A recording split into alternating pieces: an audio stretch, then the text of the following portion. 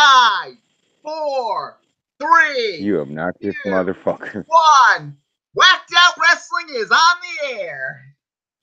As always, I am Thomas S.K. Green, and with me as always is Prince Moxley Lopez, and we're here to give you the week in wrestling, just like we just started. Nice. Hello, everybody.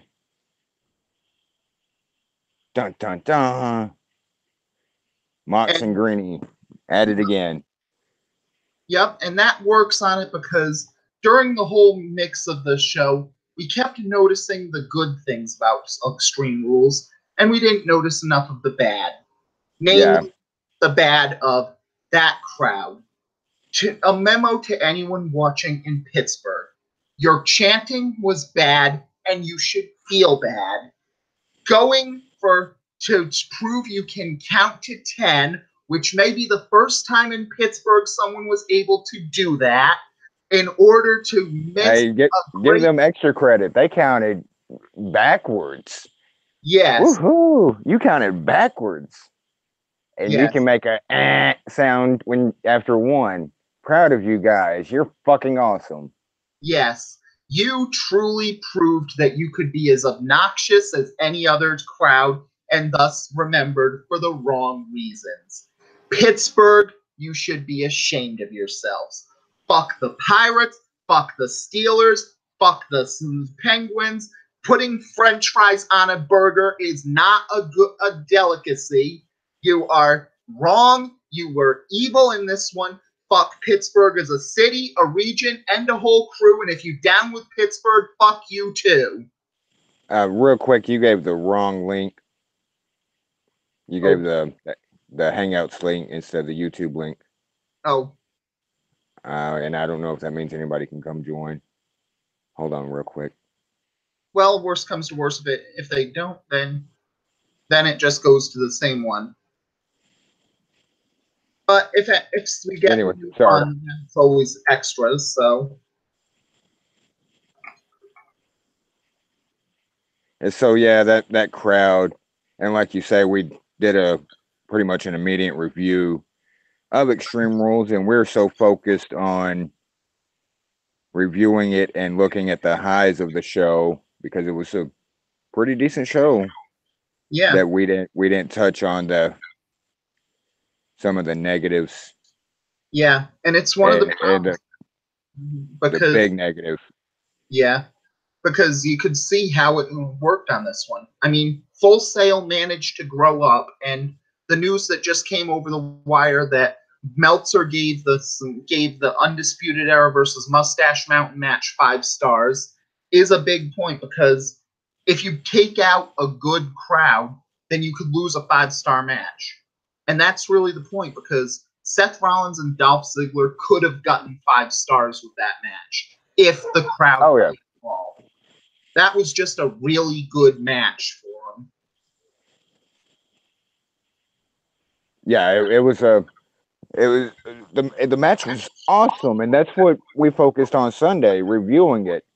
Mm-hmm. We may have touched on something about the crowd and the counting down, but we reviewed it so quickly.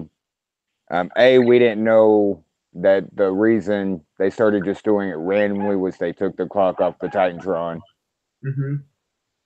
And we were more invested in that match and talking about that match than how shitty that Pittsburgh crowd was. Yeah. And in defense, I will give them one thing. If this happened just 6 months before, there was a non-zero chance we could have gotten them counting down as 10, 10, 10. Yeah. 10. Yeah. I will. That would have just, you can say bye to Ty Dillinger. I mean, you basically already can. Mm-hmm. But if they would have done that for 30 minutes. Yeah. Well, if they did that, then you'd either be forced to push the guy or you'd be forced to cut bait on him quickly. Yeah. And there's speculation out that he's in the position he is in now because the the count outs and 10, 10, and some of those things, the chant got so over that the wrestlers weren't able to hear the referee, Mm-hmm. because that's a lot of timing. Like, okay, he's at 8, I'm right here by the apron, I need to, start dragging my corpse up and roll into the ring before he gets to 10. And they couldn't hear over the crowd going, 10, 10. Well, that could have been a good thing on it because just once during that reign, just once, I would have loved to see a referee saying when the crowd did the 10, 10 chant for a count out and the baby faces in, he said, "Oh, it's 10? Whoops, count out victory." Yeah. And I like Dillinger. I really Yeah. do. Yeah, But Dillinger's solid. He's a perfect carpenter, and you need guys like that on the roster. yeah, he reminds me of some of the old school or older school carpenter enhancement talent, whatever you want to call them, that actually had some presence, some charisma, some not just there's a reason you're a carpenter is Yeah, because you suck. Like, he's decent, he's good, he yeah. has charisma. Hmm. And that's really the plus because he's a good example of what Duke has always called a mechanic, which is the level right above carpenter of, yeah, they're basically a carpenter, but if they're really pressed and you really need it, they can carry a feud or two once in a while. So you can't exactly just use them just to job, just use them Right, sometimes as an angle. exactly. Like, you can do other things. Like you say, if you get pressed, you can always use somebody like Ty Dillinger to, Hmm. uh, for instance, like, worst comes to worst, somebody's injured out for a house show or for a plug Dillinger in, you're gonna get a crowd reaction, Yeah, and yeah, and he's not gonna shit the bed in the match. mhm. Yep. And throw in the fact that his gimmick makes it so that if you're stumped for a spot in the Royal Rumble, you can have Ty Dillinger enter the Royal Rumble at number 10 from now until the day he drops dead, and he will always get a reaction at that number. Yeah, and now, but that was the first time was cool, but now, like, every time they have like the subsequent Royal Rumbles or like the greatest Royal Rumbles or the greatest Royal Rumble, like, why wasn't Dillinger 10th? Why didn't he come out 10th? Well, Well, honestly, that that could lead to a great gimmick where Dillinger comes out at 15 or 16 and he has a huge existential crisis that forces him to reimagine everything about his life. yeah, I forget. Actually, off the top of my head, I forget which one it was. I think it was actually the Royal Rumble this year. He came out. I want to say like 15th, 16th, 7th, No, something like that. he was 10, but the problem is that Sami Did Zayn they? attacked him beforehand. Yeah. Did hmm? Was it? Then it might be the GRR. Yeah.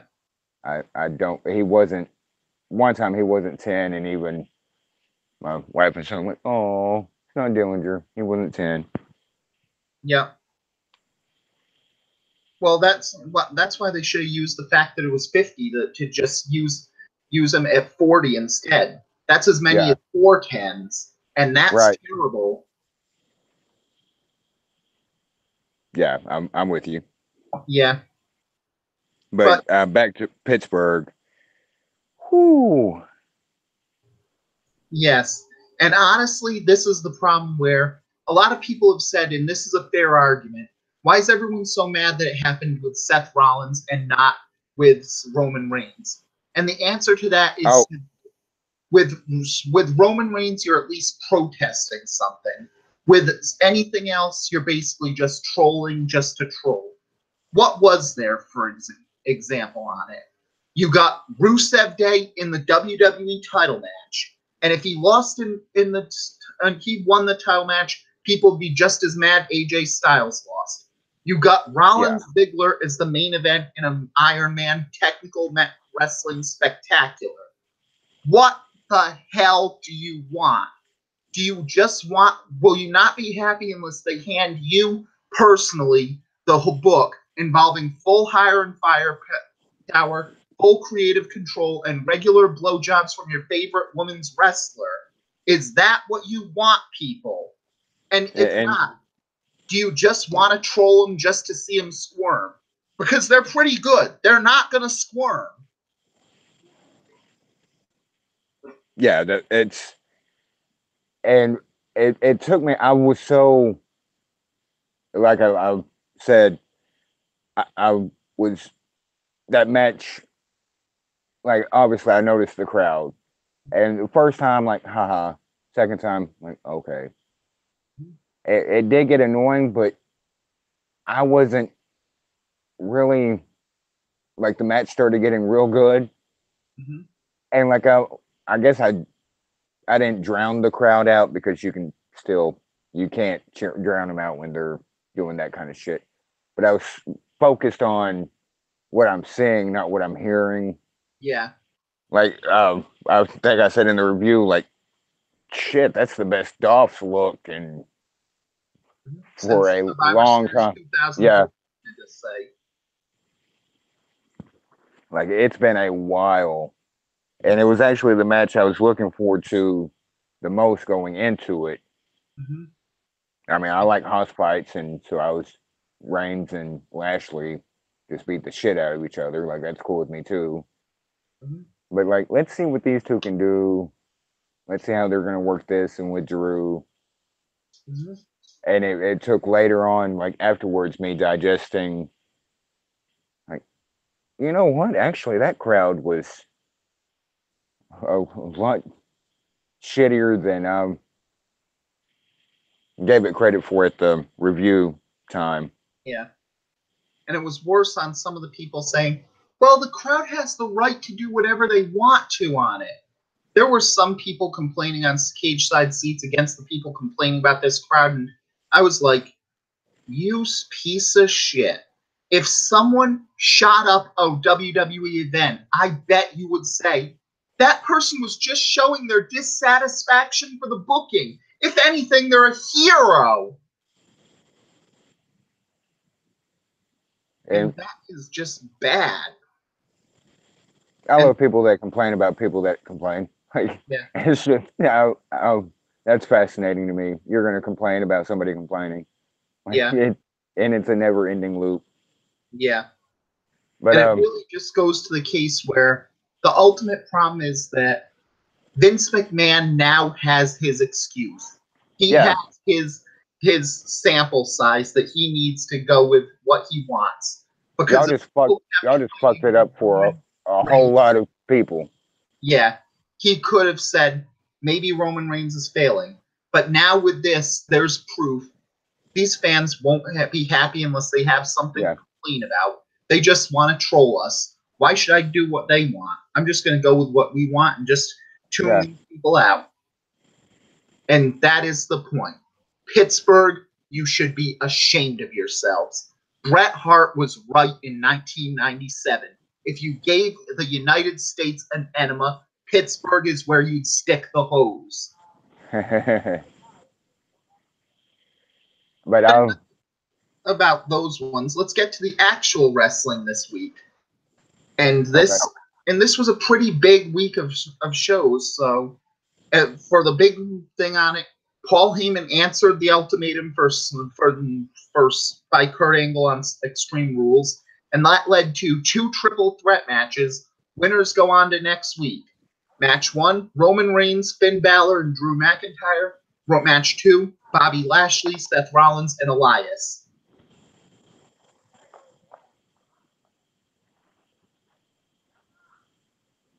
Yeah, I know I'm just was being a stupid mark, but like please don't come to terms and please don't show up on Raw. Like I'm just so over Brock, like so over Brock. Like good, like strip him. I knew that was never gonna happen, but Like, well, please, maybe. Hmm. I But wouldn't mind it. even then, there was still the case of some of the matches just didn't work on it. I mean, Drew McIntyre gets into the qualifiers because he's the tag team partner of the guy who won the Intercontinental title match. Dolph Yeah, Ziggler didn't go after this, even though Ziggler dropped a title because he wanted world title opportunity. You have Elias, whose entire reason to get in the match is his debut album is coming out, and so they just added that. You have just on the first match of the night, the Roman Balor McIntyre. Um, Roman just lost the night before at Extreme Rules. yeah, Balor went over Corbin with a small package, and and it McIntyre, that Corbin wanted to be in the match even though he lost it, so at yeah, least right by the Balor Corbin feud. And again, McIntyre just he's the sidekick of the guy who won the main event. Not yeah, the guy who won, just the sidekick.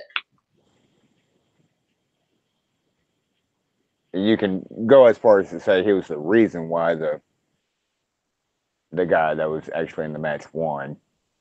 Well, yeah, and But that and that's the always the plus. And both matches seem to be pretty solid otherwise. Though with the 6 people in the match, they probably couldn't have been that bad. right, I mean, both of them. I thought the first one, the Reigns Balor McIntyre, was better than um, the one that comes later. Yeah, Balor is so fucking over. It's not even funny. yeah, and Not that even yeah, funny. that's really the problem because that why he is not seen as a potential face of the company is amazing. He's talented. He's got the casuals and the smarks who love him. He's heartbreakingly beautiful as a man. So who That and anyone who's secure in their sexuality will admit that is one handsome motherfucker. as a straight man, I agree. That is one good looking dude. Yeah, Yeah, he is a good looking cat. yeah. And even if you weren't straight, he's perfectly fine with that. So he's a great role model Yeah, for be a star. So that's he and Ricochet make me kind of every once in a while like, well, sorry, yeah. bad, not a joke, but just something that a couple of my friends and I talk about. Well, of course. Push come to shove, like, eh. Hmm. It was a good match. I mean, look who's in it. Like, good Yeah, match. yeah. If Um, Elias is the worst guy in any of those six men, that's pretty damn good. yeah, if any, you can't really call him this, but in this scenario, if he's the weak chain out of the 6, you have almost a no way to fail combination of 2 matches. Yeah. Of course, Roman wins. Hmm. And I say of course, but I would say of course as in we know by now, like Roman won. yeah. And it goes for the rematch from Extreme Rules of the second match, since both of them are basically connected. And this is actually a problem because, on the one hand, okay, do I want to? Which do you root for right now? Do you root for Roman Reigns gets another shot at Brock Lesnar to probably win this one and have no one accept it? Hopefully, they rip it off like a band aid and accept that the fans are going to boo Roman out of the building. That they'd rather have Brock Lesnar throw the title in the trash than see Roman Reigns win it and go with it that way? Or do you root for, oh crap, Ryan Satin's probably right about this. They're going to have Lashley win. He's going to be in the match at SummerSlam. Hulk Hogan's going to be the guest ring enforcer, and Hulk Hogan will end SummerSlam raising the hand of the first fully black world champion on Raw. Which of those darkest timelines do I root for? That's why a lot of people were like, Braun cash in, Braun cash in, Braun cash in, like clicking their heels, like no place like home. Like if you do it, it might happen. Yeah. But even if, that's the problem, because I could see Braun cashing in on Roman on that one, but then you basically destroy one of the few faces who the fans want to see just to get Roman a little bit more over on that one and hurt that. Or you have, if it's the Lashley with Hogan thing, there is no fucking way Strowman's cashing in on that match because you just couldn't do that. And this, if this is going to decide next week on Raw, number one contender for SummerSlam, and I'm guessing there's some outside things here at play that we're not privy to concerning Brock, like legit shoot, like they may not have, there could have been something happening that, like I said, we're not privy to.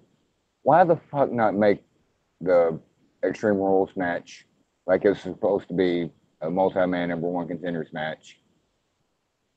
Do Bobby versus Roman number one contender at Extreme Rules. We literally just saw this fucking match. Yeah. And now there's basically no answer for it because if Roman wins, you've got 50-50 booking. You've got a match no one wants to see. And if Lashley wins again, Lashley becomes a big star. He's made, but after that Satin claim, no one wants that end game. Yeah, and I know he said it out of jest, like a worst nightmare kind of. He's not. It's not a scoop he got, or he admitted such. Just like, oh God, or would they do this? Yeah. And fuck yeah, they would. Yeah. It's Vince McMahon and WWE. Fuck yeah, they would. Yeah, and that's really the problem on it, where we know they would do it, even if you're joking. We know WWE would do this. That's what gets so funny when you're talking about different situations, and there's always like just like this with Ryan, and you go like to the most like no way and fucking hell is that happening, and then people like, well, they've done worse, and it's actually a possibility. Yeah, because the one thing you know about the WWE is that they wouldn't. Oh fuck! They absolutely would. Yeah, that exactly. You get that initial like, no way, nope, there's no chance. And wait a minute, they might. They've done, not shit like that, but they've done some shit where you were in your craziest booking dreams or nightmares. How messed up would it be if they did this or that? And lo and behold, they fucking do this or that. Like it. So you can't put anything past the realm of possibility when it comes to WWE. Yeah. Especially main roster. Take the hottest thing possible and turn it into one of the most boring things possible. Which brings us to the next match: Bobby Roode versus Dolph Ziggler. Oh God. Yeah. And I don't even have to look at my notebook that's literally when Dolph comes out, cuts a promo, and during his promo, and I'm like, oh, who's gonna come out? Who's gonna be his next challenger? And you fucking hear glorious. I put my head down. I said, oh God, no. Yeah. And even in my notes wrote, please, dear God, no. The only positive about this was the fact that after Bobby Roode got summarily beaten, which is another positive because Bobby Roode got summarily beaten. Mojo Rawley said that he was a joke on this one. And there's always a fighting chance that could be, okay, is this when they do it? Have they finally given up on the fact that Bobby Roode is a theme song and people are bored enough with him that they can turn him heel? So at least he's a net positive on the value over Mike Bennett scale. Yeah. And even as Hill, he's a lot better as Hill, but Bobby's just kind of boring in the ring. Like, the persona and everything works so much better as a Hill. At least you can kind of hang your hat on that. Yeah. Face Bobby Roode, like glorious, yay, who gives a shit? Yeah. Next. But we even do that in TNA. Bobby Roode was really good as a heel, but as a babyface, he was only valuable if he had someone he could play off of. Like, that's why Beer Money worked well, because James Storm was so good at playing off of him. It's why Eric Young could be good with him, because he could play off him. Right. When he has no one to play off of, he's just not a very interesting babyface. Right, exactly. He's and I was going to mention, I think it was a couple weeks ago, James Storm gave an interview. Like, now he's actually ready to be in WWE. And Bobby Roode, like you say, has to have somebody to play off. He's not a good. He's a good heel for like lower mid card heel, and I know he, NXT champion and all this, blah blah blah. But he's not a good solo act. Yeah. Period. Heel face. That's all he's he is. Not a. Yeah. And there's nothing wrong with having a good straight man, but you've got to surround that guy with with people who can make him think, what did I get into? Right. But between the first opening match, the triple threat, and the Dolph, Bailey meets Kurt backstage. I'm just going to touch on this real quick because I'm just paraphrasing because have you seen Sasha? No, I haven't seen Sasha. Well, I'll tell you what, you guys got to get along. So we just instantly scrapped the whole counseling thing. And you know what we do here on Raw? We settle in the ring. So I'm going to team you up with Sasha. Yeah. Y'all got to get along. That's not settling shit in the ring. Yeah. Settling shit in the ring is y'all facing, because when he said, here on Raw, we settle in the ring, like, oh shit, we're going to get Sasha versus Bailey. No, here we go with tagging again. Yeah. It's Dana Brooke and Alicia Fox later in the night. Like that. Isn't that what got us here in the first place? Was them teaming and not getting along? Yeah. And that's really the problem. Why is it so important that these two people are friends? Is the whole going to destroy if they're not friendly with each other? Why is Kurt so invested in just those two having to be best friends? Yeah. That's how the whole rest of the show comes across. Why is he invested on just those two having to be best friends? It makes utterly no sense. Yeah. And since the next match was just a completely worthless Tyler Breeze Mojo Rawley squash, we can just go straight to that one, because that's one of the bigger things that happened this week anyway. Real quick, during the Mojo Tyler match, this Mojo Tyler started the second hour of Raw, and Coach didn't get in his first hour word of the hour thing, and he brought it up on air, and you could tell that Michael Cole and Corey Graves started speeding up their delivery and talking real fast and back and forth, and they would not let Coach talk at all. They shut him down, didn't want to hear shit from Coach. I was laughing my ass off. They weren't even talking about the match. They were just talking and talking fast, and as soon as Cole would stop, Corey would pick it up. Corey would stop, Cole would pick it up. This went on for like 5 minutes. They would not even let Saxton or Coach get a word in edgewise. Yes. I thought Why that would shit was they funny bring as hell. back Coachman? Is it just Vince does things to be nice? Is it they wanted an ESPN guy to come in? He Why? wanted, the report was he wanted somebody credible. He Yeah. started with WWE, went to ESPN, so he's got a name value Mhm. as a reporter, announcer, anchor, whatever. Mhm. And it does not work. Yeah. And we won't even mention the fact that apparently he got canned from ESPN because he was a predator there. Yeah, we won't talk about that.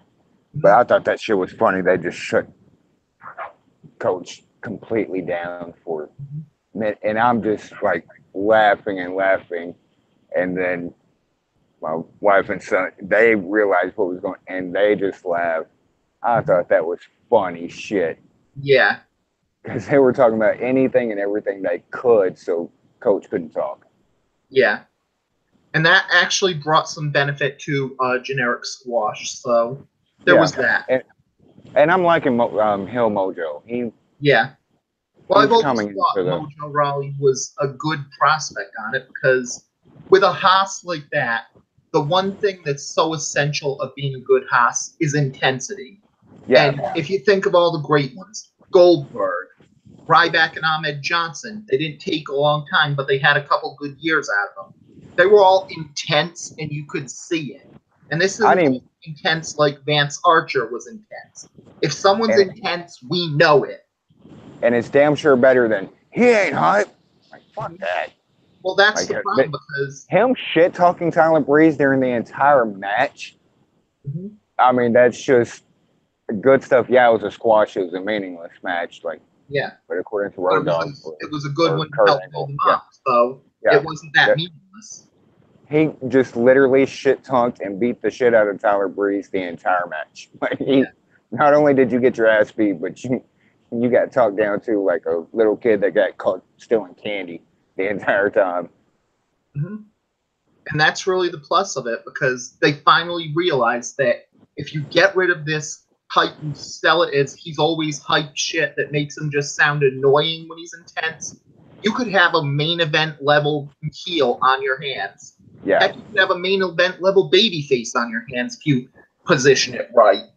And once they dropped the he ain't hype and the bro bullshit, like the Rob Gronkowski, like bro, like the bro boy.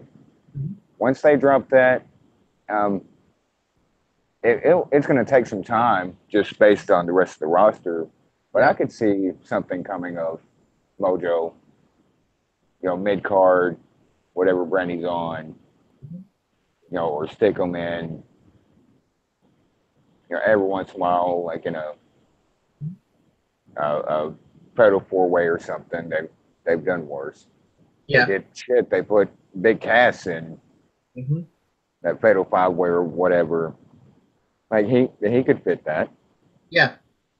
And that's really the big thing on it, where we're seeing from the in-house NXT people for a while that they have a lot of good prospects, but for some reason they never quite knew how to capitalize on their talents.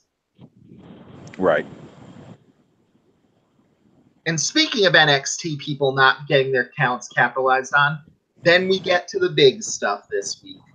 Sasha and Bayley, Alicia and Dana Brooke. And the match, it was just a match. Because really, we're not going to be talking about the match on these ones. We're talking about the segment after the match. Yeah. And I still, I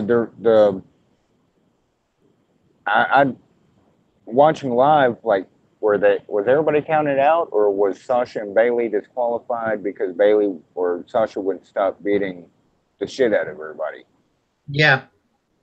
I still don't honestly know, and I don't remember hearing a bell ring, or maybe the bell rang, but nobody, like the winner of the match is Alicia and Dana. Probably just a solid no contest. So yeah, I'm going with it was just a double count out. Yeah. And then we get the answer for why Sasha had so many problems with Bayley, as she says she loves her. And ignoring the fact that this doesn't seem like it's a viable one because Sasha and Bailey have been all in on making every tweet they make, every social media post they make work in this storyline. They know that if there's a cigar, it is not just a cigar in this feud. So don't you think it's a little convenient that Sasha Banks tells Bailey she loves her while she's wearing her Eddie Guerrero tribute tights and the tights of a guy who lies, cheats, and steals? Yeah. Um, it was genuine to a degree,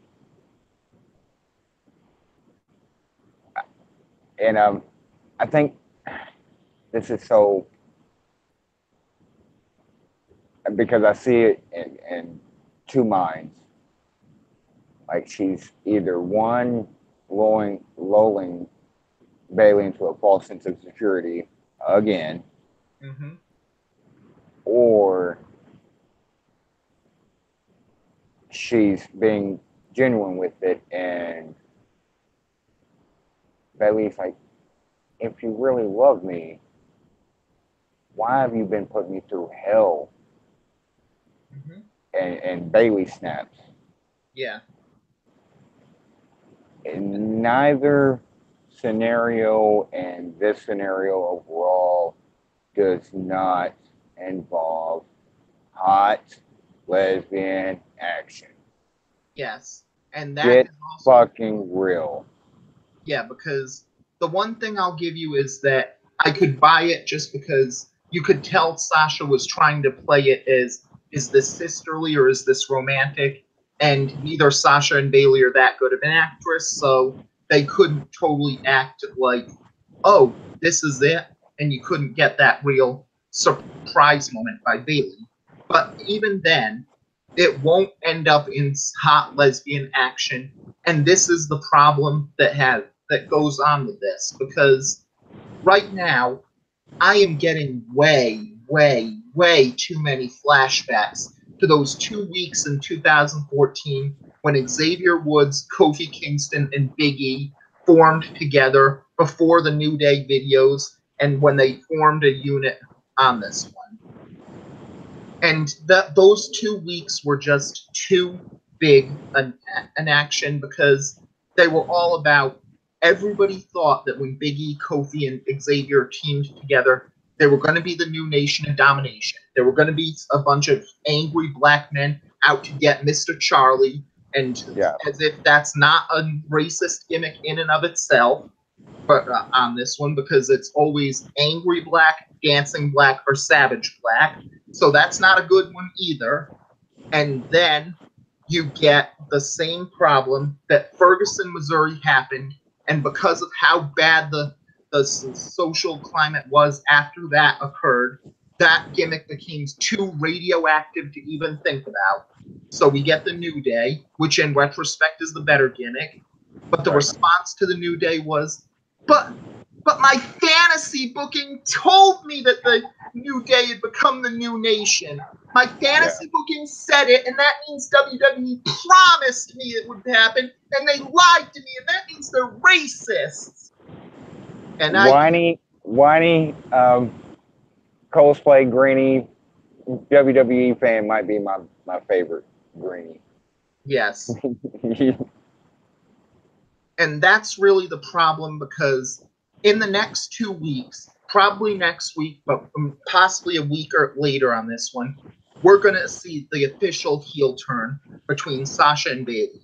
Whether Sasha turns, whether Bailey turns, someone's turning in that feud. And everybody's going to say, but my fantasy booking said we'd get hot lesbian action. My fantasy booking said they'd be a couple. That means WWE promised and they lied to me, and that means they're homophobes. But that kind of goes outside of the realm of, well, to a degree, but that's like more not fantasy booking as it is fan fiction, perverted kind of. Yeah. If that makes sense. And that's like, really the reason why I personally don't. Just in this same exact show, Seth said, I love Roman. Mm-hmm. Same show, Mm-hmm. same hour in the show. You know, said they're get real. Mm-hmm. Like it wasn't like I love you and I want to take your clothes off and do things to you right here in this locker room. Mm-hmm. This damn camera, I can't do it. Come on, grow the fuck up. Yeah. And that's really the problem on this one because it ties to the real issue. I'd love to see WWE do a tasteful same sex relationship angle. It's about Yes, time like that that would work. But yes, at the same time, the well has been poisoned for good, tasteful same sex lesbian relationships in this one because there's always going to be that titillation factor. There's always going to be the male gaze. There's always going to be the Knockouts tag team division where every tag team of two women who came together were these two women are totally boning each other, but they're waiting for you, that fan in this one, to join them. It's right. bullshit.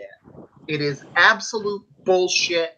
And I would rather see us know that a woman and another woman can be just friends. It's the Right. same with Becky and Charlotte. It's the same with the Iconics. And it's the same with Sasha and Bailey. Show us that they're friends, just friends, not they want to rip each other's clothes off and bang each other. Just show us that a woman and another woman can be just friends. And I am absolutely 100% not against like a lesbian tag team thing. It's just not here. That's not what happened in that segment. Yeah. If I'm perfectly fine for it, they better fucking do it right. Yeah. Do not make them, and that's lesbian, gay, trans, whatever. Like Yeah. I'm all for it. Like I'm all for equality. I stand up for that stuff. But that's not what happened here. Yeah. And this is basically the problem because it is one where I don't trust a lesbian angle in pro wrestling because there'll always be that male gaze factor and there'll always be a level of titillation for it. It's one where you'd be better off serving a gay man in this company who's just a baby face who has a boyfriend to show people that it's perfectly about equality and it's not about sexuality there. Heck, New Right. Japan's doing great with the Golden Lovers. And Yes. That's pretty much nailing the head. Like how sometimes I don't word no word good, but that's exactly like I want that. That would be cool to see. mm-hmm. You better do it right. Yeah. Don't make a joke or mockery of it. Do it right. And again, B, that's not what happened Monday with Sasha and Bailey. I want to see that, the expansion of that kind of characters. Yeah.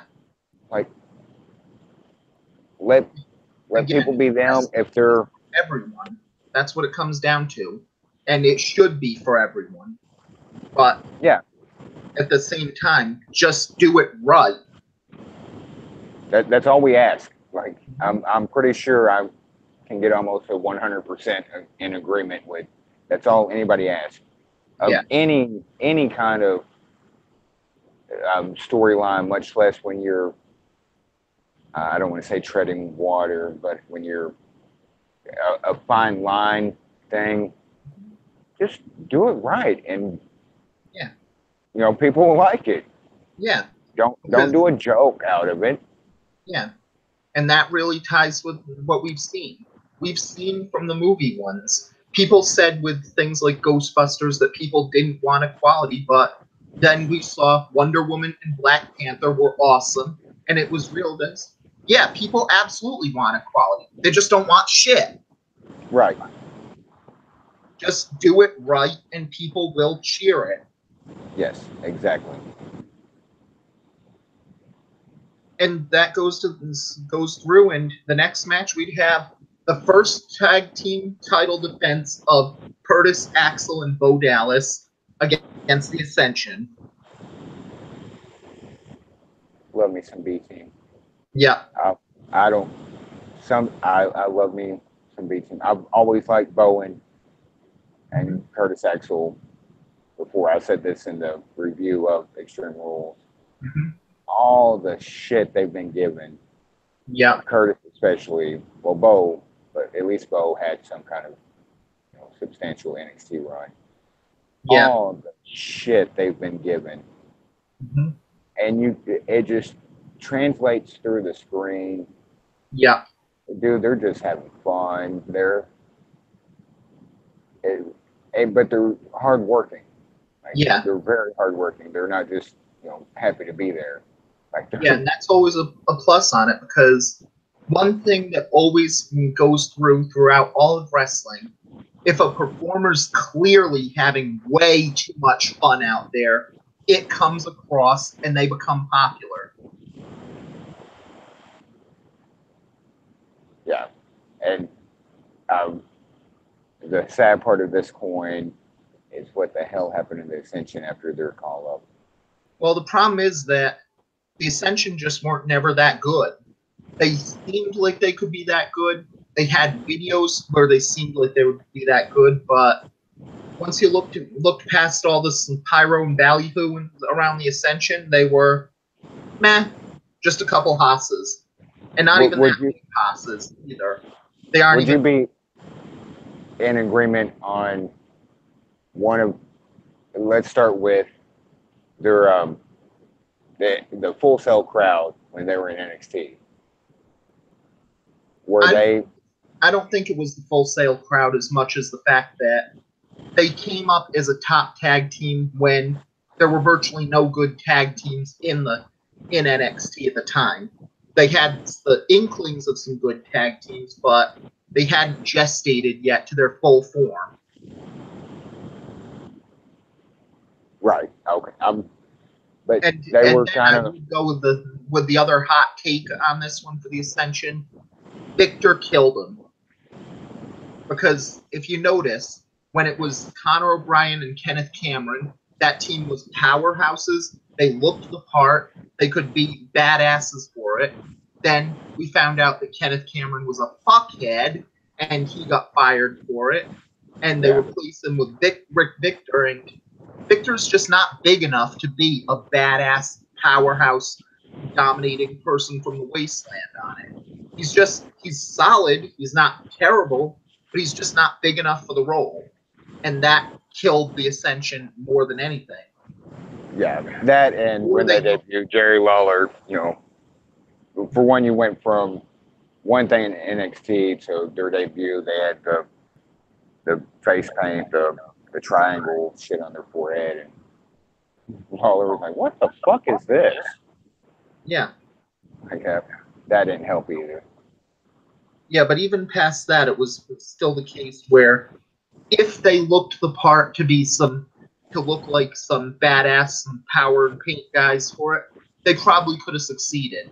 It's just that, again, Victor just isn't big enough to justify a gimmick like that. And I like Connor. I like Connor's single run in NXT when he was the Ascension before there was a team. He was introduced as the Ascension Connor. I like Connor, and that's a big boy. Holy shit, that's a big dude. Yeah. But anyway, sorry, I like the B team. I really do. Yeah, it was what it was. So then we get the Ronda Rousey violating her suspension to brutalize Alexa Bliss, and she gets a title shot for it.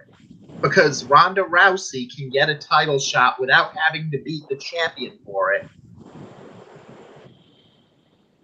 That was so dumb. Mm-hmm. I mean, I know they're angling for it like they always do. The Raw general managers God, it looks stupid. Mm-hmm. But that looks so stupid. Of the story you're telling. Mm-hmm. So Kurt, Rhonda, stop, stop, no, no, and wasn't gonna do it. Stop now. Just go home. Your suspension ends Wednesday. Yada yada yada. And it took Hill, Constable Barry Corbin, to come out to say no, she needs to be reprimanded. And then you give her a week extension. But on the plus side, hey, I stole Baron Corbin's phone, and you get a title shot at SummerSlam. Yeah, and that really is the problem, because going for the SmackDown ones, it ties to the Becky and Carmella match, where Becky Lynch is on a hot streak. She's been beating everybody on it, and she has to beat Carmella just to earn a chance at a title shot. Ronda Rousey's been suspended for a month. She's had 2 matches, and she's 1-1 in the matches, technically. And she attacks Alexa Bliss once, and she gets a title shot. Really? That just oh. And if you hear it in the background, that's just proof that this Amazon Fire Sticks are not a good thing when you're talking about the skills of Alexa Bliss. I must have missed what happened. Mm-hmm. Yes. Okay. And it's then, just so. Yeah, so, there wasn't really anything big for the rest of Raw, because Titus Worldwide versus the Authors of Pain continue their feud. Ember I apologize. I have to starting at the after the Ronda thing. My 9-year-old wanted to start taking notes for me. Yeah. And so Ronda got 7 more days. Mm-hmm. AOP versus Titus, and I promised him I'd mention this on air. Okay. AOP versus Titus World, and in parentheses he put slide, mm-hmm. and then with a big smiley face next to it. I said people are going to like that. They're going to laugh. Yeah. And that's always a plus on it, because it's always nice to see what the kids think about wrestling. Yeah. Because we're jaded grown-ups, and we don't know what better on this. He was proud of himself when, Daddy, I put Titus World slide. And everybody's going to think that's funny, so I told him I'd definitely mention that. So yeah. Well, it was funny. So good going there. Yeah, the rest of the card with Ember versus. Wow, his handwriting's actually improved a lot. Like, it's kind of better than mine. Ember versus Logan. Yeah. Mm-hmm. Yeah, that's one of the pluses, where one of the 2 people in that match was a complete non-entity, and NXT ruined any chance of them being a star on the main roster. And the other one was Sarah Logan. Yeah, and I know I might get some flack about this. Okay, Asuka just that undefeated booking. Mm-hmm. Wow, it is something else. Yeah. I'm not. I don't like the undefeated shit. I'm not a fan of it. If you do it in a small sample size, like Rusev, for instance, coming up to the main roster, like in that sample size and in that placement on the card, okay. But to just be running roughshod over freaking everything. Mm-hmm. Yeah. And it was worse because with Ember Moon, it killed her more, because they spent over a year selling Ember Moon is the one who can beat Asuka. Yeah. The one. The only one. Deal with it. Accept it, you Nikki Cross and Icon fans. Ember Moon is the only one who can beat Asuka.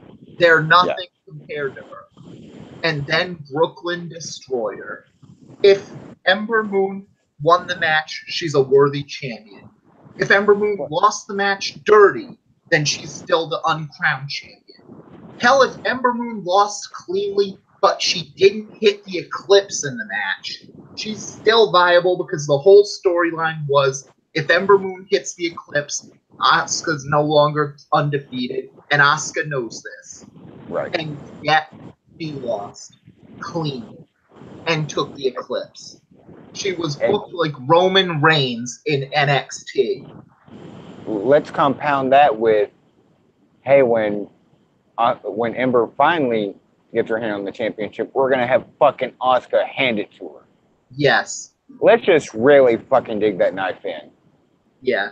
That was like saying they wouldn't have made her more of a bitch if they went prison style and tattooed on her ass owned by Asuka in the middle of the ring.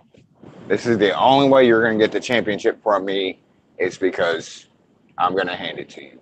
Yeah. Dude, I mean, that is champion because I'm letting you be the champion. Yeah.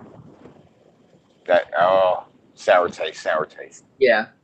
Yeah, that went from bad one to, okay, not my cup of tea, but I'll accept it, and went straight forward to, I saw Brad Maddox blow a load on the NXT women's title, and somehow that title belt meant more than it did when Ember Moon won it cleanly.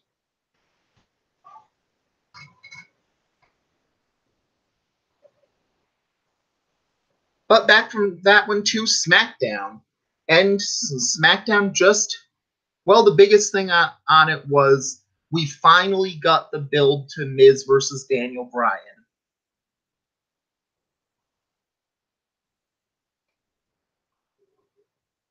Sorry, I had to go mute for a second.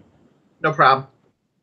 But basically they did a funeral for Team Hell No, and we finally got the plan that they're going hot with Miz versus Bryan. And that's pretty much the biggest thing for it. So, heck, Bryan finally laid hands on Miz after all this time. And somebody brought up, and I believe they're correct, this has been their first physical exchange since 2 years ago, or damn, time flies. Yeah. The Talking Smack were, the Talking Smack where Miz went balls deep. Like this was their first physical exchange. Well, that's actually a good positive because people think that WWE can't do a long-term feud. Heck, Daniel Bryan himself said WWE can't do a long-term feud. Yeah. But at the same time, this feud has gone on for so long, the show it started on no longer exists. That's pretty good for WWE doing long-term booking. A lot of that, though, is circumstance because because Daniel couldn't do anything. Yeah.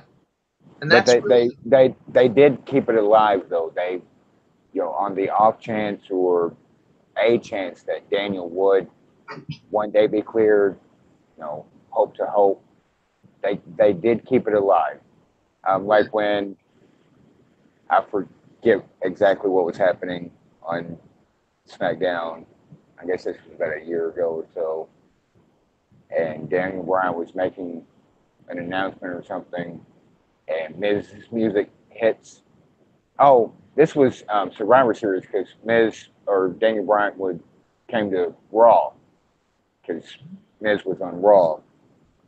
And Miz's music hits, and he walks by Daniel Bryan, gives him a little shoulder bump on his way out.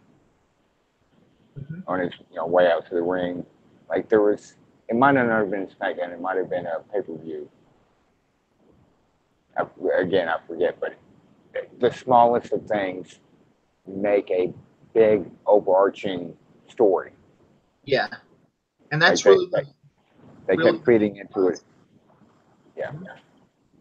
Yeah, because at the very least, it's one of those cases where if they had known this one, they could have gotten so good on if they went old school and just done a Miz versus someone. If Miz loses, Daniel Bryan gets 5 minutes with an angle.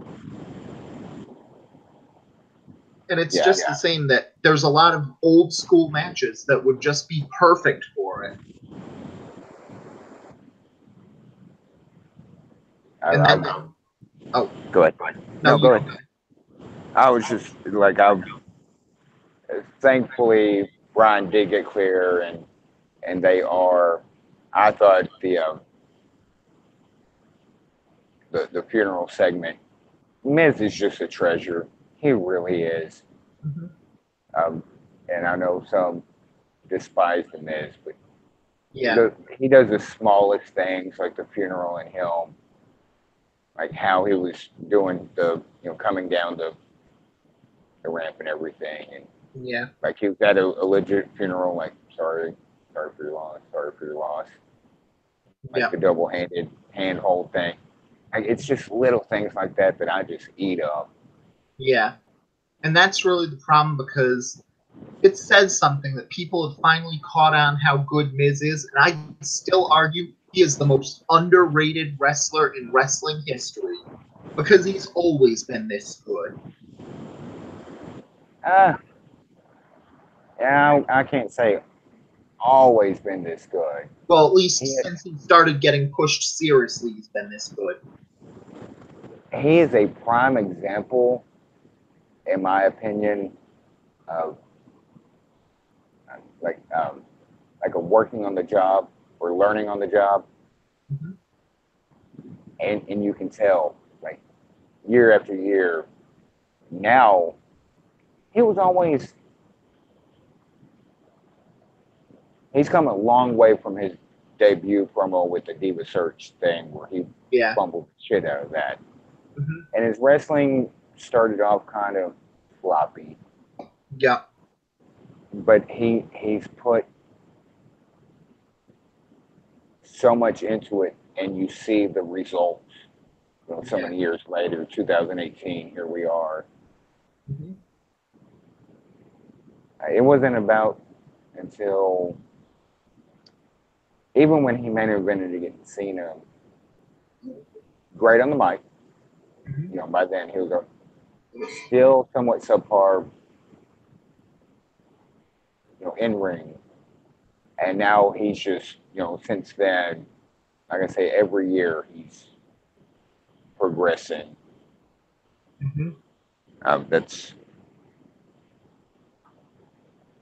where it's not, hey, that's Mike from the real world anymore. That's the Miz, the wrestler. Yeah.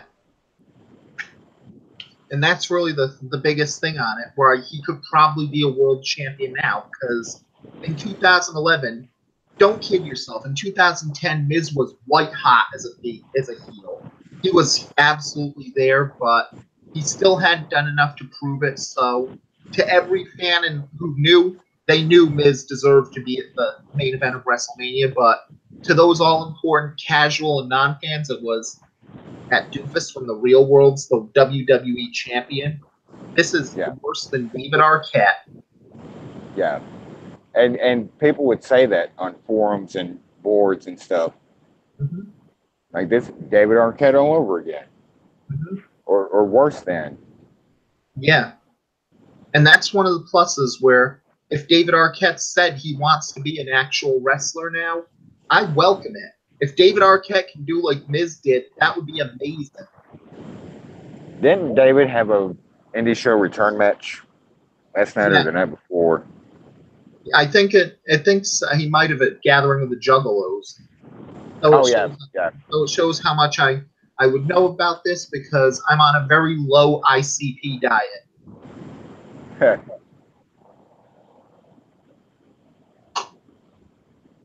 You're not a Juggalo, Granny? I had friends who were, but I stayed above that stuff. Of course, I was a couple of their songs were catchy, but but I was always that kid who, if it's so good, why wasn't it on the radio? Tee hee type growing up. So and if you get a response to that from a Juggalo, or I think the females call themselves Juggalette, they were too violent. They cussed too much. There's no.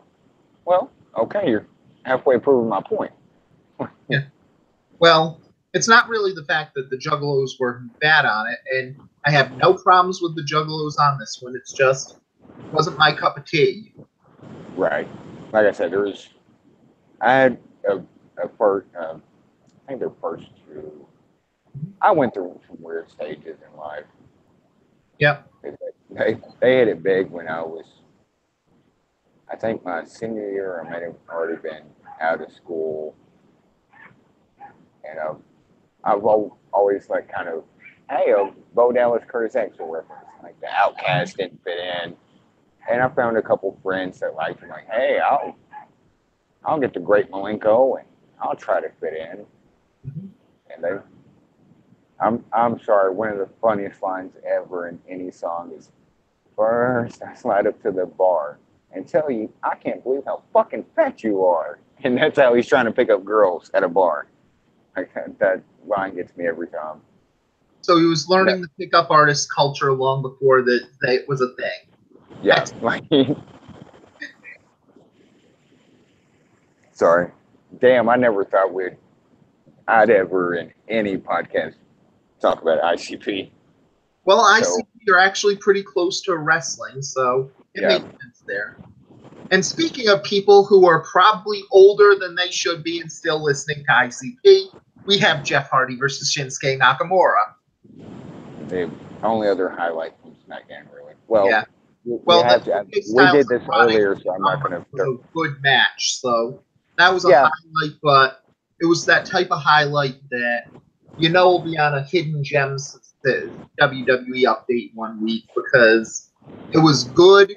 It was proof Andrade Cien Almas as a star, but he was basically there was nothing to remember about it after the match. Just remember it was good. It's AJ and it's Cien Almas. Yeah, it's going to be awesome, but meh. It's an indie darling. You have AJ Styles versus Lasamba.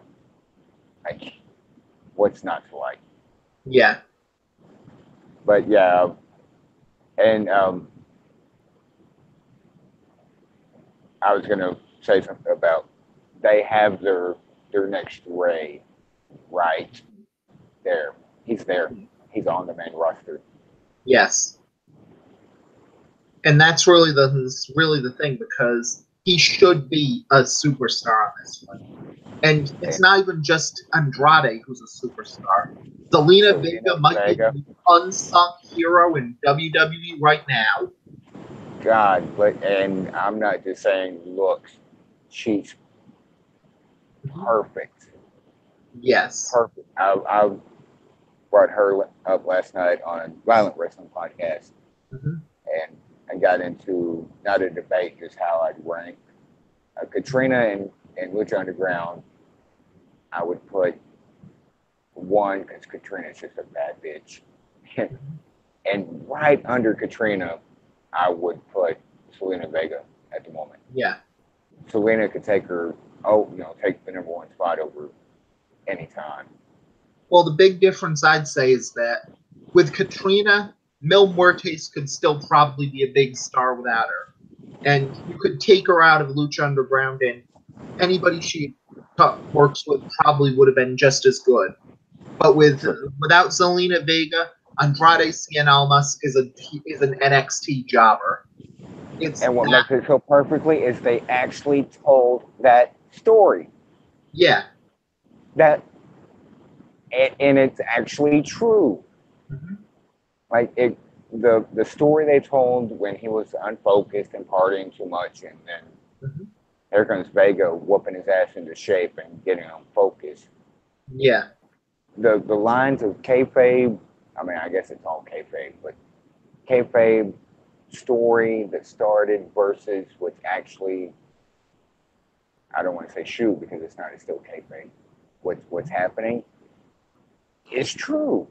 Yeah. She got his ass focused, and now that he's focused, he's lighting the world on fire. Yeah. And that's really the plus on it, because if they were going to do a female manager in the modern era post women's revolution. They had to do it right, and they finally managed to get the strong woman behind the strong man who makes the strong man that strong. Even Yeah, Lana with Rusev on it, there was a case that Rusev could be dominant without Lana, and Lana probably would flail without Rusev as her meal ticket. But right. with That Almas and Vega, you know that Vega is the essential piece there.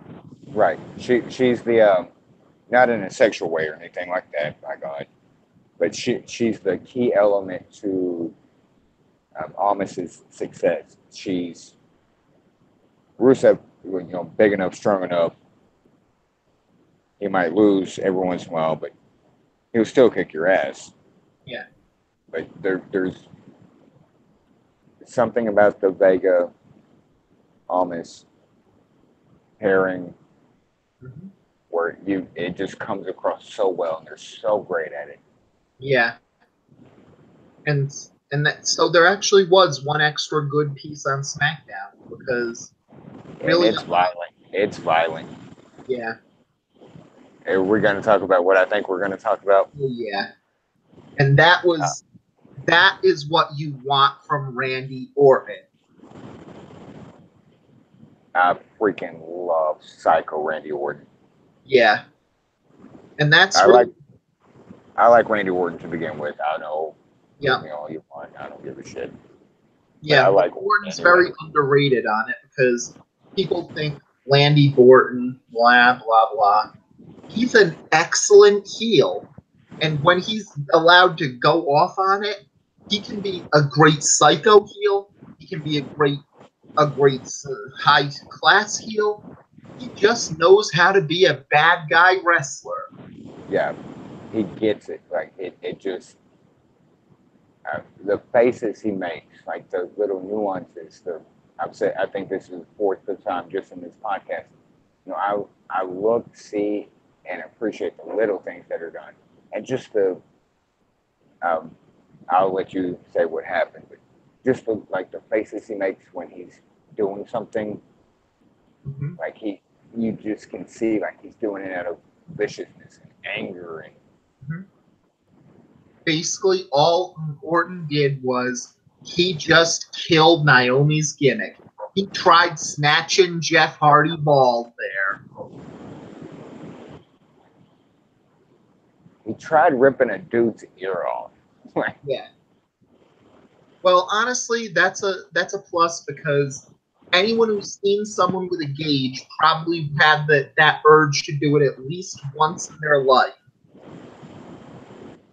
I haven't tried ripping it off, but I have stuck my finger in some Yeah. friends. It's like, ooh, ooh. But I haven't. God dang, that looked brutal. And Yeah. the friends I do have with gauges, like, and they've all said the same. Like, dude, no, like that, where I've shown them the clips, like that would like actually really hurt, right? Like, no, Well, don't you, don't fuck that. Like that's brutal. yeah. That's one of the reasons why I don't have ear piercings. Well, that and the fact I fear needles, but mostly things like this. I don't have gauges. I have five Mm-hmm. just in my ears. I have um, Yeah. 3 in 1, 2 in 1, and my eyebrow. And Mm-hmm. that's it. Mm-hmm. But that's the type of PG brutality you need, and that comes from a great mind like Randy Orton. And was he on drugs when he thought of that mind, like Jeff Hardy? And see, I got. I'm not sure if it's necessarily from you on the review of Extreme Rules, or if it was the next day just chit chatting.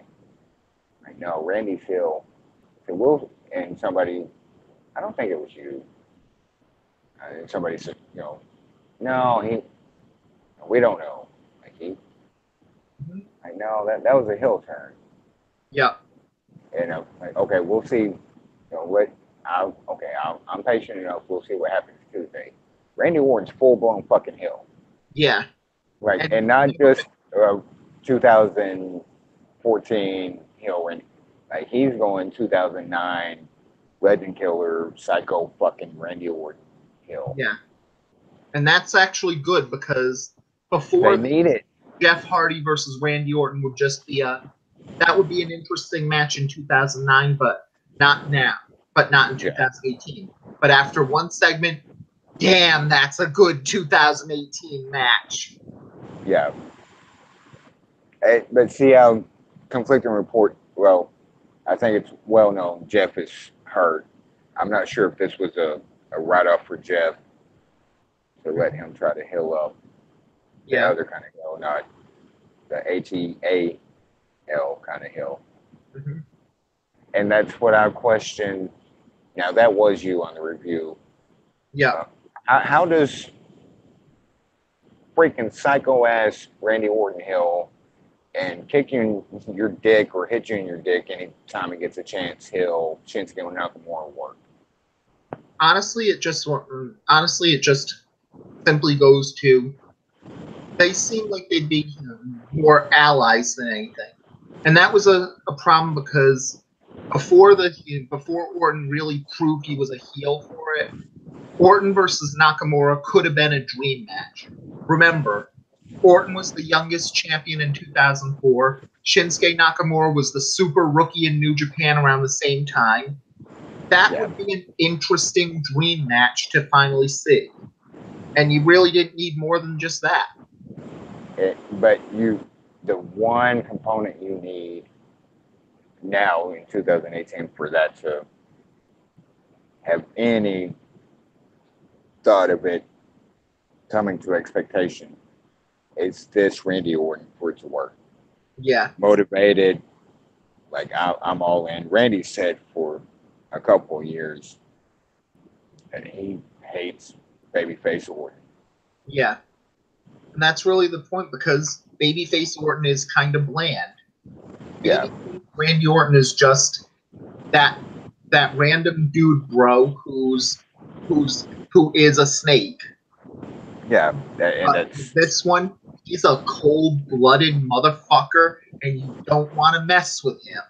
Yeah, and that's I could see that working. I could see that being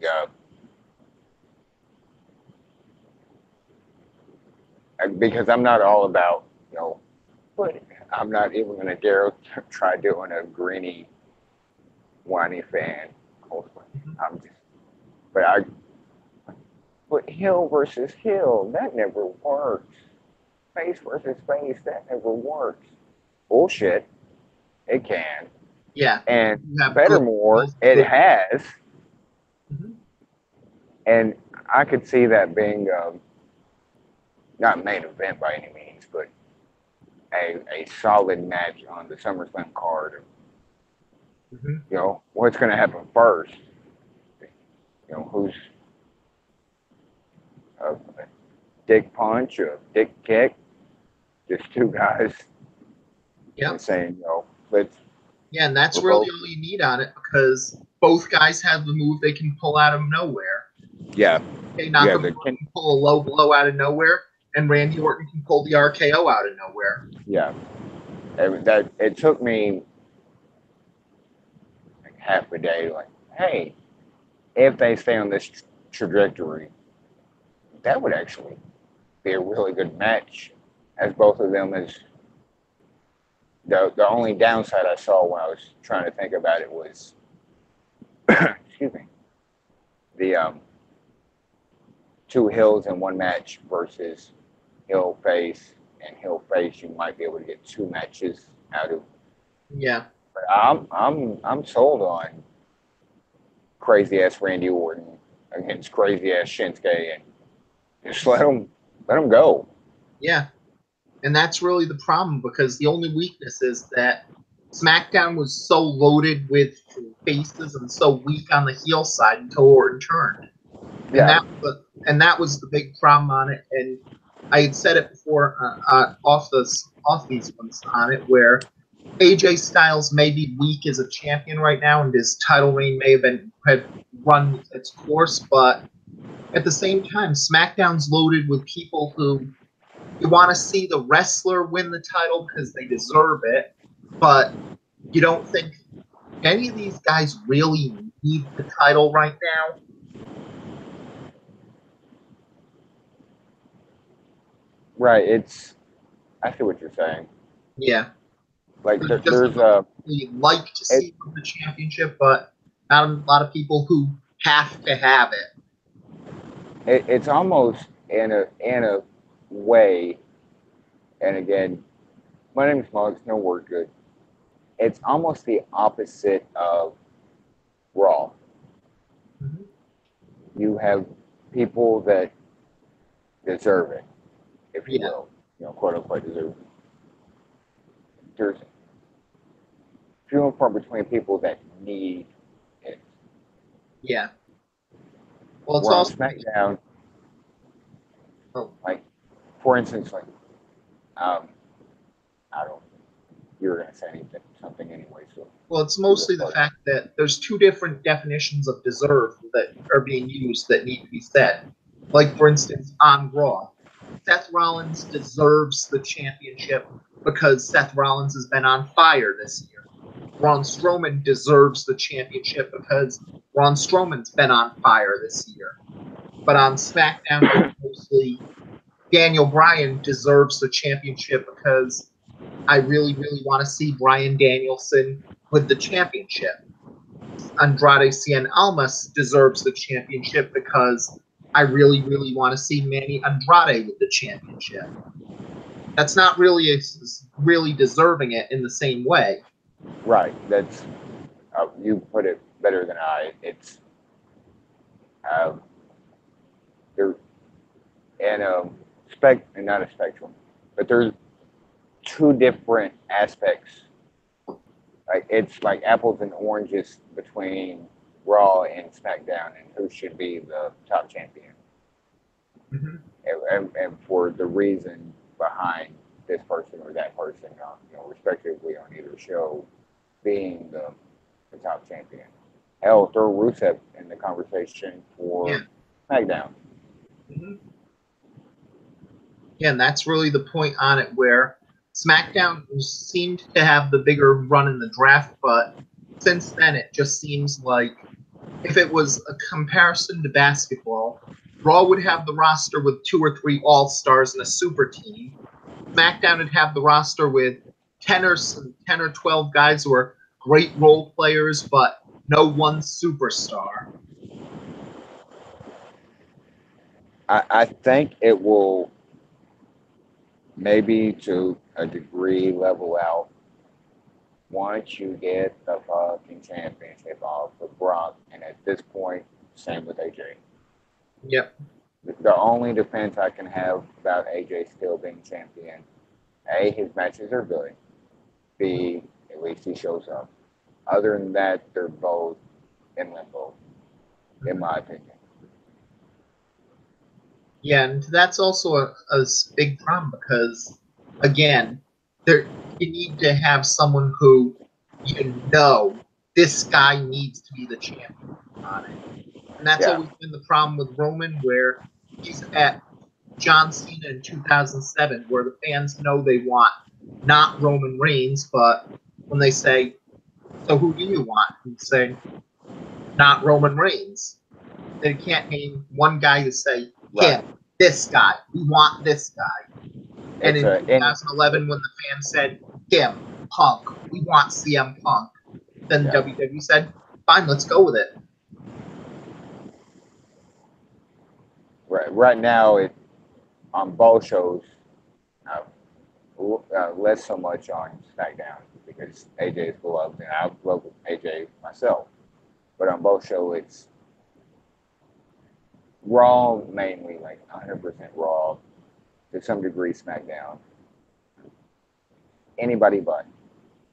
Like, someone different, and I don't want hot potato in, either of the championships. Mm-hmm. But shit, I mean, isn't AJ approaching 300 days or something. I think an article I saw a couple, like he was already at 242 or 250 or something. Mhm. Damn. Yeah, and you know he's going to keep it till October, so he's probably going to get a 1-year reign out of it. So And the challengers that he's had and has defeated and shit, man. Like, I just want a little. I know they're good at inconsistency, but I want a little inconsistency with, who has the title. yeah, Every once in a while, there's no sense in. And done right, granted, a long title reign is not necessarily a bad thing. Done yeah. right. Mhm. And it started off with AJ doing it right, and now it's just AJ's champ. Okay, if that makes sense. Yeah, but that's also ties to the same problem with it because, again, there's a bunch of guys you'd like to see be the champion because you'd like to see him as champion, but there's not anybody who's hot enough to say, yeah, this guy needs to be the champion very soon. Yeah, Where most of the people on SmackDown are pretty much cooled off. Heck, even Daniel Bryan seems like he's cooled off from his peak. So yeah, and that's the underlying problem. It's the underwriting yeah, and that's of also needs to be said because if you say I want someone else, that's when WWE will say, well, Jinder Mahal's someone else, not that someone else. You want yeah. someone else. And again, of two minds. Like, A, yeah, it was somebody else. B, it wasn't a bad choice. Like, I like being shocked or like, no fucking way. But they went through with it. It happened. It wasn't the outside of the ring stuff beyond some of the stereotype segments. Like, hey, it was something different. Yeah. Yeah, but that also ties to the same thing on it where when there's always the case where when you say push someone else, it basically means too much. Have some, we don't want to come out and say who we want, but we want you to read our minds and tell Yeah, us you know who we want. and that's a big problem with the Yeah, base. it's just Anybody but anybody admit but. admit your markdom on it because it's just for the better. Because if you say I want this person, then it can have a better chance to get that person than say somebody else, and That, just wait until they finally say, "Oh, this person." Because it really just goes down to if you're with your friends, you're going out to eat for something, you've decided on something, and you said, "So what do you want to eat?" I don't know. You want it Italian? I don't know. You want seafood? I don't as a know. as a married man, oh, that is such a peeve. Oh my goodness. Hey, let's go out to eat. Okay. I started the conversation though. Okay, would be the wife. What do you want? I don't know. Well, how about this? I don't know. Well, what about this place? I don't know. And a few minutes of that, I'm like, fuck it, we're making sandwiches. Like, Yeah. Yeah, and in those cases, if you just say that I want this person, and this is who I'm all in on, give me this person, and it's a lot easier than saying, yeah. okay, just Like, what do you want? What do you want? Oh, can we go to that Italian place? Goddamn right. Here we are. I'll take you right now. Let's go Italian. Like, fine. You vocalize. You said, and on a rare occasion, even on the way to the Italian place. But what about and it goes to the same mindset I think you're getting at. And I'm not throwing my wife under the bus, so. Mm-hmm. But it's kind of the same of, and that's what I was saying about the anyone but. Yeah. That's you know, okay, you can't just say anyone but and not say finish that thought with anyone but wrestler A. What I want to see is wrestler B be Yeah. the champion, and you have to steadfast be wrestler B. Mm-hmm. Yep, and that really ties into the problem with Pittsburgh because it basically said, for the most part, it was. We were starting to say, not anybody but Roman. It was Rollins. We want Rollins. And then they say, fine, let's give you Rollins. 10, 9, 8. Yeah, that was just. Uh, the more we talk about it, the more it irks me. Yeah. Live it irked me to, uh, you know, on the scale, but the more, like, good, you know, it's the time has come of, good lord, people, what do you want? Like, Roman didn't main event. Roman was mid card again. You know, he just mid carded the pay per view before, or the two pay per views before. He lost. What the fuck are you complaining about or not interested in? Like, why are you? Um, sorry. Like I say, the more I think of it, just the more aggravated I'm. Yeah. And Like, that's one of shit. the problems. Here, you want Rollins? Here's Rollins. 30 minutes. Iron Man match. Here you go. They're going to put on a fucking hell of a match for 30 minutes. Yeah, there was some bullshit in the match.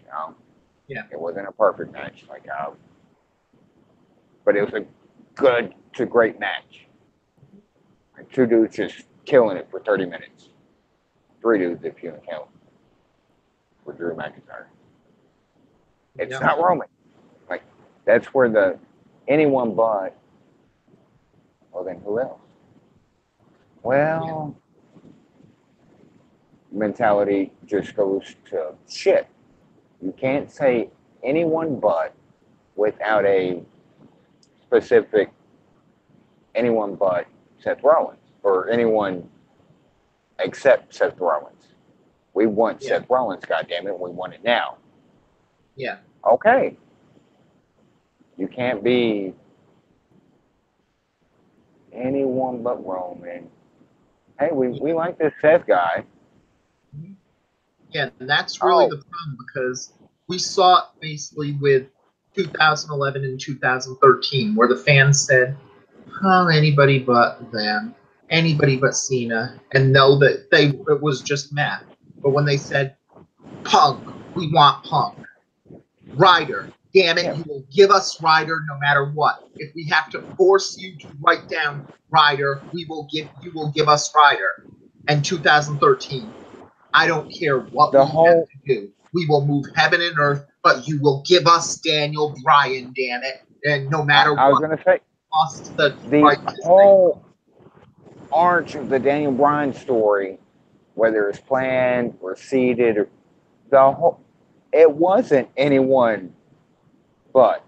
It was give us fucking Daniel Bryan and give us fucking Daniel Bryan now. Mhm. And there was no other option. Yeah. It was it wasn't unison because there were some, but it was the very vast majority where it wasn't. They put Daniel Bryan with the Wyatt family. Yeah. The And fucker still got cheered. yeah. Honestly, that was the one reason why, even when WWE does shit, I will never stop going for the Wyatt family. Because the second the Wyatt family to Brian went through, that was the moment I gave up. The moment I said, I have to strike. I can't do it. They're coming to my town in 2 weeks. I'm not buying a ticket. They don't deserve my money if they're going to turn Daniel Bryan heel just to say, fuck you for liking him. Yeah. I'm And from Providence, Rhode Island.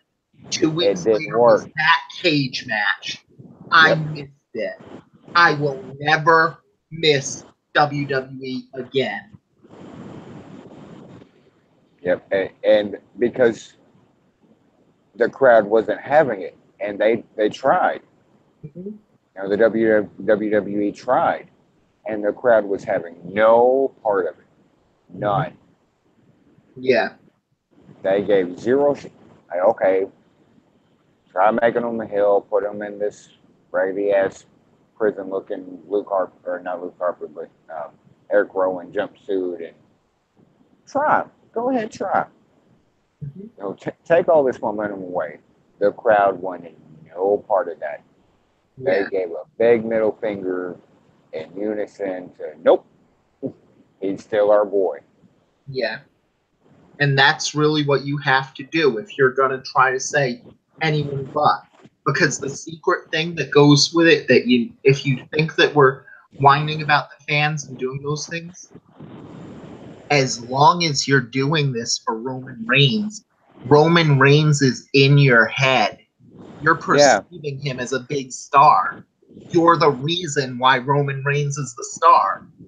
Roman Reigns has like rent-free access to anybody that watches WWE's mind. Mm-hmm. Like it just lives there. Yeah. Like rent-free, like it, and on both sides of the fence. Either it's all about Roman, or it's so much negativity. And if you don't give a shit, why is every other thing you talk about Roman? Yeah. I fucking don't give a shit. Talk about other things. Yeah. And that's where Road Dogg may have had a point where wins and losses don't matter. Perception matters. And people perceive Roman Reigns as a top star because he's so in their head that they perceive it. Yeah. And there's no telling them different. Mm-hmm. And I'm more on the positive side of Roman. Like if you put a fence, like, you know, hey Roman, fuck Roman, or like, hey, he puts on good matches. He pretty much a bad. Like I'm more on that side of the fence. I like Roman. Mm-hmm. I'm not like, you know, doing, you know, Roman or nothing stuff. Mm-hmm. But I'm not. I give credit where credit's due, and Roman's good, and he's getting a lot better on the mic. Mm-hmm. And it just, but shit, and what gets me is like articles on wrestling websites or replies on Twitter or whatever have zero shit to do with Roman, like nothing at fucking all to do with Roman. Mm-hmm. And people bring up Roman. Mm-hmm. You're over, dude. And if you say Roman Reigns is not over, you don't know what over means. Mm-hmm. Yeah, and that's really the problem because, again, when people talk about stuff, whether they like it or hate it, they're talking about it. Yes. And they're not talking about the guys they like because it's anyone but, and it's, that's all right. Yeah, that ties into the totality of the conversation of the last 20 minutes or so. Yeah. Like it's just so, and people will literally type things like, I don't give a shit about Roman. You just type that sentence out.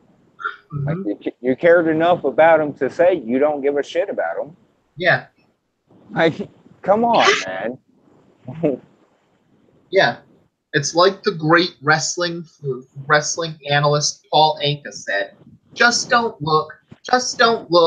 Just don't look. Just don't look.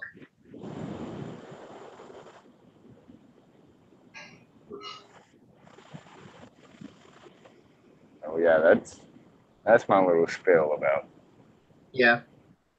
And You don't that like just, Roman so much, quit fucking talking about him. yep. Like, And that just that goes to the case. If you want someone better than Roman, don't get drunk and give us something else. And speaking of people getting drunk in TV ones, that gives us this week's Slammiversary one. And we don't talk about TNA that much because neither of us watch it most of the time, but this looks like a pretty good card. You've yeah, got and Austin I'll say this doesn't just look like a hey, that's pretty good for TNA pay-per-view card. This looks like an actual that's a good pay-per-view card, whatever promotion you're talking about. Like yeah, the card looks good, whatever they do. took off the name off this label and you had a card that had the world titles on the line between Austin Aries and Moose, the women's titles on the line between Sue Young and Madison Rayne, the cruiserweight titles on the line between Matt Sydal and Brian Cage. You've got a mask versus hair match between Pentagon Jr. and Sami Callihan, a four-way high-flying affair with Phoenix, John Morrison, Rich Swann, and Taiji Ishimori, a hardcore match between Eddie Edwards and Tommy Dreamer. You've got Ortiz and Santana versus Hernandez and Homicide, and Tessa Blanchard versus Allie. That's a good card. Yeah, that's it's you if you take the because there I guess anymore there's a stigma to the Impact label. Like Yeah. oh it's Impact, it's TNA, it's gonna suck. You take that label off and just say, here's this card. And if you follow things outside of WWE and and indie wrestling, if you follow Impact, TNA, I mean you're like holy shit. But if you follow because all of these perform outside of TNA, Impact, whatever their Impact, they're, look at the card. Like look at those matchups. That is a good, solid card. Yeah. What they do with it, hands in the air, don't know. Yeah. But it's a very solid. Um, not a big old LAX fan. Mm-hmm. That might be just looking at the card might be my on paper like weakest match on the card, but then you have to add the drama that not only is it the old LAX, but it's the old LAX versus the new LAX. So there's at least some element there. Yeah. Honestly, I thought the weakest match on the card would be this Pentagon Callahan match solely because it's just so predictable on it.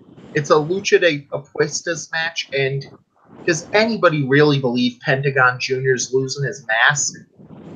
Well, no, but if you know Pentagon Jr. and Sami Callahan, Yeah. that shit's gonna be brutal as hell. Yeah. And that makes it worth it. And then you Yeah, have the weakness of Edwards and that Dreamer being a House of Hardcore rules match, and that could either just be a hardcore match or what in the hell are those rules? Is it basically get a bunch of guys from the old days VCW and put it in, have them beat up Dreamer's trainees? yeah, that's a big question mark. Yep. But other than that, that looks like a good card.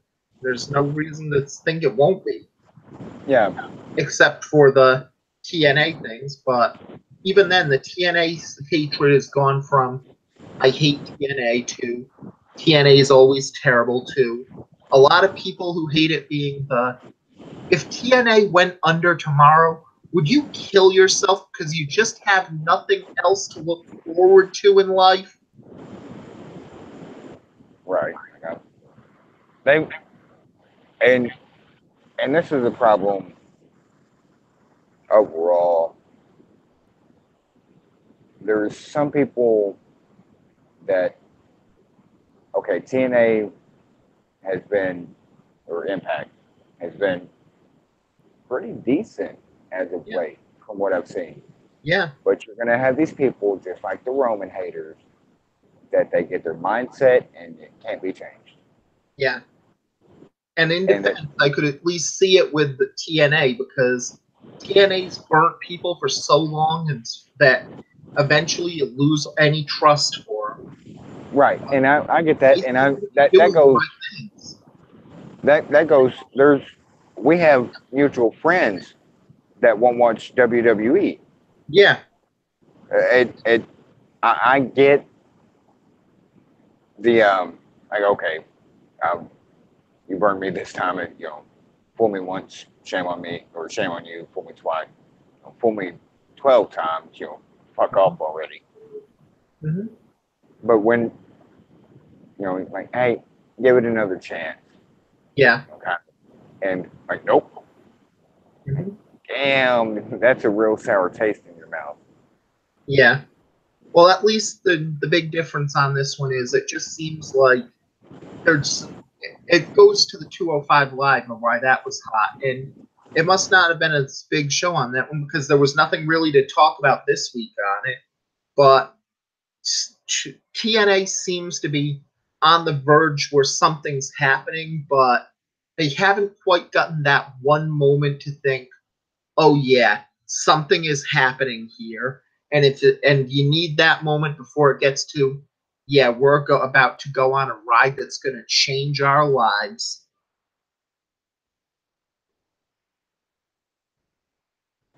Yeah, just from what I've seen, and I read like all the recaps and whatnot, and I just and I can see where people like they're just saying it's up for failure again. Mm-hmm. But I try being an optimistic person, like in life in general, Mm-hmm. even though my personal life, like I'm like so pessimistic, like it's not Yeah, funny. It's actually a mental concern. But when it comes to this kind of stuff, like I'd give it a chance. I'm not damn sure not spending money. I think it's $44.95 or yeah, $49.95 pay per view. yeah. I'm That's not and that's watching. really the problem. It's not a 44.95 show, but if that was a $20 pay per view, that would be a pretty good show. Yeah, and that's and I've questioned for a while why why why Anthem with the the owners of Impact haven't come up with some kind of streaming service like WWE Network or They like. have Global Wrestling Well, Network, $7.95 a month. It's really good. but does it include the pay per views?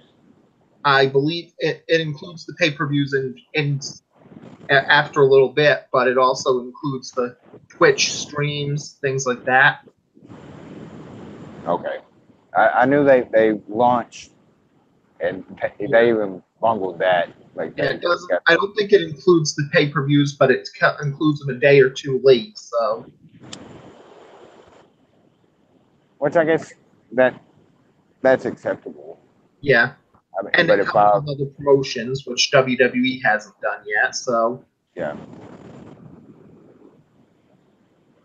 operative word yet, I think they're getting there. yeah, But I misspoke. I knew they started a streaming service. I just didn't know if they were streaming the pay per views live for yeah. that same price as they happened.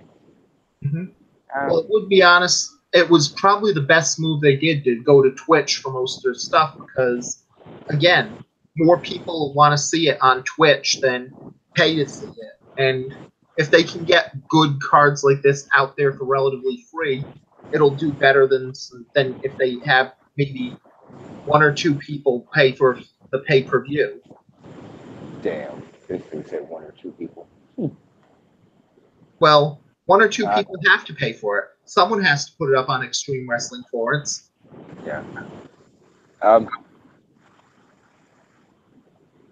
and we're in such a since 2012 when WWE Network came out, and no booking, none of that. Yeah, it's just business aspect, and you're seeing it. We're all seeing it happen in front of our eyes. The business is changing. It's Yeah. evolved, just like it did when it went from territory to a national syndicated Saturday Night Main Event to Monday Night Raw. It's evolving, and I Raw and SmackDown, or Raw, pretty much. I can't say everything was forever. And then you have like WWN, World Wrestling Network, that streams a lot of like, and it's taking people time and it's taking a lot of money. Yeah. We're in the midst of a change in how people view wrestling. Yeah. But we've been in that change for a while now. I mean, for years it was basically, if you liked wrestling, you were seen as hillbilly white trash who thought it was real. But now wrestling's basically become the geek culture pro sport, and so it has changed. It's and this isn't anything new. Like wrestling has always gone through cycles. Yeah. From not just how long I've been alive, but looking back at history and reading articles and stuff. Like it's always. I mean, the actual action in the ring is pretty much the same. Yeah, you have high flyers and stuff like that now that you have way back when. But how the product is consumed is evolving. Even like the quote unquote bingo halls and VFW outlets, and like even those shows are. Yeah. It's a good. Like, it just goes to the changing on these ones where before it all the marketing was in the hands of WWE and WCW, and that's why they were so good, because they knew how to market well. But now we're in a world where I could get a WWE T-shirt on WWE Shop, or I could go across the street and buy the full Bullet Club set of Funko Pops. I could go for it, and there are indie wrestling that can also get the same marketing WWE does. Right. Like we're in a. I don't want to say explosion, because or hype or anything like that. But it's more how to. Again, my name's Mox. I don't work it. Blah blah blah. Accessible. Mm-hmm. And now you're finding a lot of people, like you're talking about Hot Topic and being able to get Bullet Club shirts and Funkos and stuff. Mm-hmm. You're finding people buying that shit that don't even know it's related to wrestling. It's just a cool design. Yeah. And it takes one person to say, "Oh, Too Sweet Me," Mm-hmm. and what? Like, oh, well, let's talk about wrestling. Oh, well, I'm going to have to check that out. Yeah. And that was really how the NWO made it on this one, because it was the last one that was just a really snappy T-shirt design that ended up getting a buzz. Think what you want about them, and I have my own opinions. And this this predates, Cody, Kenny, the Bullet Club, New Japan, when it was formed, and then those shirts came out. Hence my avatar. It kind of changed the landscape. Mm-hmm. Like you see a lot, like I said, a lot of people wearing my avatar, if you can't see it, is Prince Devitt and Bullet Club attire. Mhm. It's cool looking merchandise. It's a badass looking shirt. It's a badass looking bandana. Did I say banana? Bandana. Yep. It's badass. And there has to come a time where a wrestling fan will see that, like, oh, cool, you like Bullet Club, Mhm. and like, what the hell's? Well, I know I'm wearing a Bullet Club shirt, but what are you talking about? Yeah. It's been outside of the ring stuff. Yeah. Like, it's been a blessing. And May or honestly, may not. it's not even just the fact that the Bullet Club shirts do so well at Hot Topic on it. The big thing that should tell them is the fact that the Los Ingobernables shirt sucks. It's just boring, but it still does well in Hot Topic. And that's a Yeah, bigger sign that something's going on, because if something looks good in a shirt, then you know that it's just a nice shirt. If people are wearing creepy bastard Samuel Shaw shirts, then you know that TNA is doing well then. right. You condensed my point, but said what I was trying to say. Like, yeah, that's like it, and that gets to, and I know that kind of conversation would go to, hey, I used to watch that as a kid, or Mhm. you'll get the, you know, Stone Cold still champion, that kind of, reaction, Mhm. you know, that the Rock, and you also have to give credit to, ah, no, how X-Nay that, and Mhm. you are seeing more WWE superstars like expounding outside of WWE. Yeah. But that also But ties to the other side, that WWE's failing has probably galvanized the indie scene more. It and, might not just be a rising tide lifting all boats as much as it is a, a dried out lake that reveals more islands. you see, you speak good. I don't speak good. Yep. Yeah, it's almost like a 50-50 thing. Mhm. It's not just WWE being in a boom period. Yeah, they're making a shit ton of money that they just sign TV deals with. Because the ratings reflect otherwise. But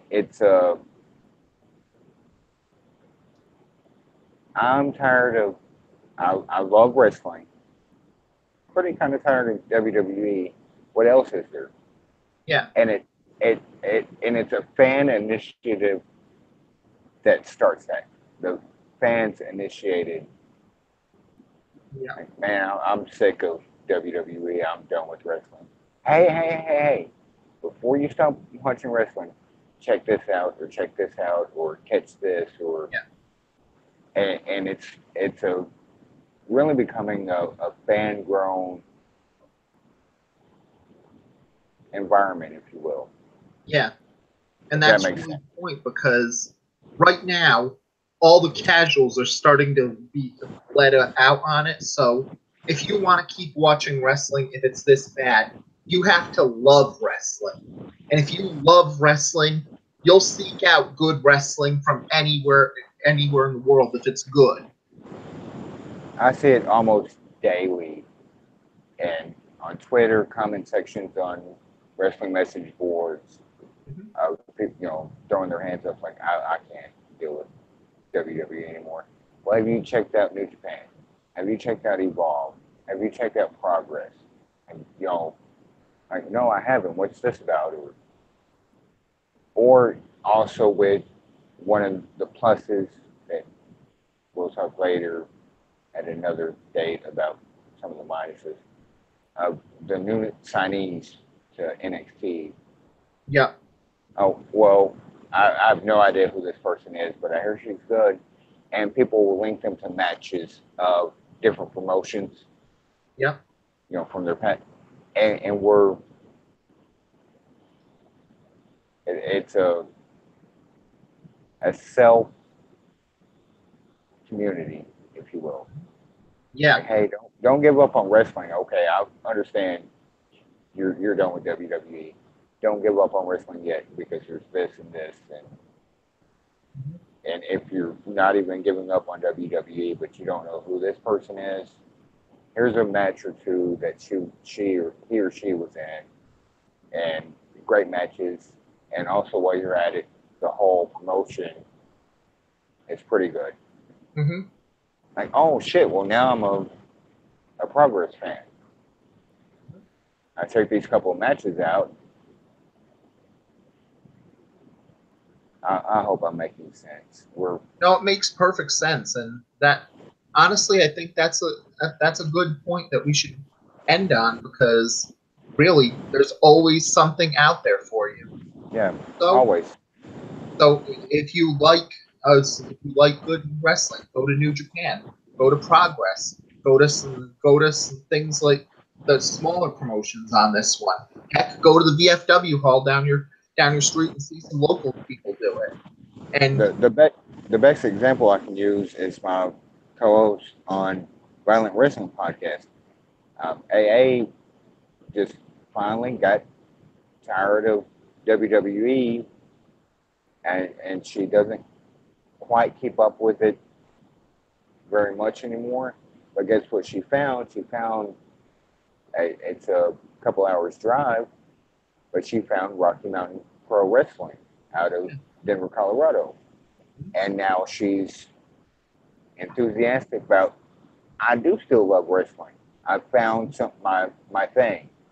and Like, that's where and that ties to something that I've always been steadfast for, and I'm making the call to action to any of the 11 listeners who are watching this stuff.